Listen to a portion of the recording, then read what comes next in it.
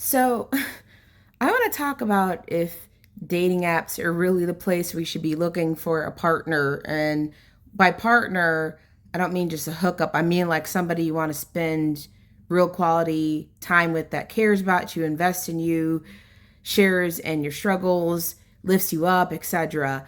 When I was in my 20s, I felt a lot of pressure to go through the motions of get married, buy a house, have kids, etc.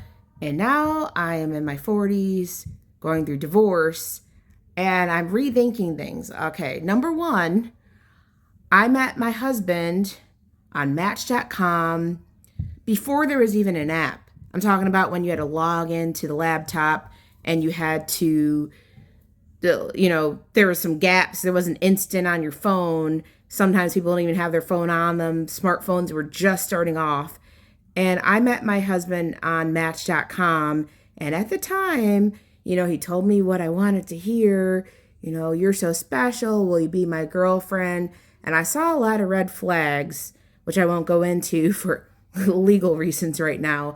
But I kept thinking about the fantasy he created, not only on Match.com on his profile, but also in real life, on the date, the things he said, the red flags I ignored, and oh, it's gonna be fine. He'll change. He'll as we keep advancing. Now, we did advance together. If you call getting a job, buying a house together. But here's the thing: he was never, in my opinion, for legal reasons again, a partner. And let me tell you why. He revealed about halfway into our marriage, we were married for 11 years, that when he met me on Match.com, he actually made a list of 10 women and ranked them. And I found this out while I was hanging out with some of his friends and him. And I was quite shocked, first of all. And he revealed that not only did he make a top 10 list, but I wasn't even number one on the list. I was number two. And I was very offended and kind of, laughed it off because I was married already to him for, I think it was about 5 years then.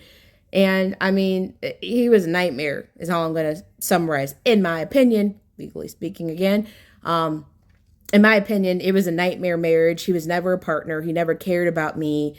And now in our divorce proceedings, it is very apparent to me, at least, in my opinion, that he just wants money. And as I'm putting myself back out there, as I'm starting a new chapter in my life, unfortunately, I am back on these stupid dating apps. I've tried so many of them. I've even been told by a friend that there is a service called It's Just Lunch where you meet professionals. And I will tell you that it's even worse than it was for when I was in my 20s, now in my 40s. And I'm not talking about just because I've aged gracefully since my 20s, but I'm talking about it is like people reach out to me and it's like instant, instant, instant. And I'm like, I don't even know your name. And you want to do what, sir? Uh, I'm very confused about how the younger generation in their 20s is actually able to create a real relationship. And as I educate myself on YouTube, I don't have TikTok or anything like that.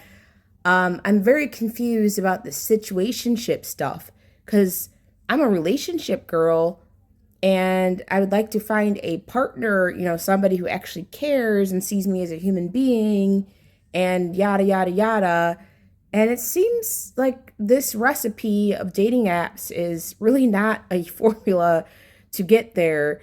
It's very fantasy, different personality on your profile, real faking, telling people what they want to hear. I see people use fake names, of course, but also when I try to connect with people, it's a lot of nobody wants to commit. The women are really picky, it seems like. And I'm not talking about, I'm looking for men, but I'm talking about women who I know who are using these apps. And, the stories I hear from the men that I might meet on these apps is the women are so picky. They want a man that makes $500,000 a year and has a house and has, you know, vacation power to go, send them on vacations to Hawaii every other second, but these women don't even have a job, or they work part time or whatever. You know, they don't have anything financially or life wise to offer. And then on the flip side, because the men are feeling that way, a lot of the men that I've met have admitted to me that they're playing games, and there's stuff like, if I really like a woman, I can't let her know because then she'll just have high standards for me. So I need to do, it's all these games, both by men and women. And all it's creating is, I'm so confused, for people that are in heterosexual relationships, men and women. How do you actually meet a partner on these apps? Because I think a lot of people are lying to themselves, myself included, not only from my experience back, 15-ish years ago, but I'm also talking about now. Like, what am I expecting to find on these apps based on what is actually going on? It doesn't make any sense.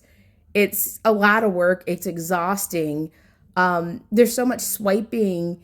And what are we looking for? What are we looking for on these apps?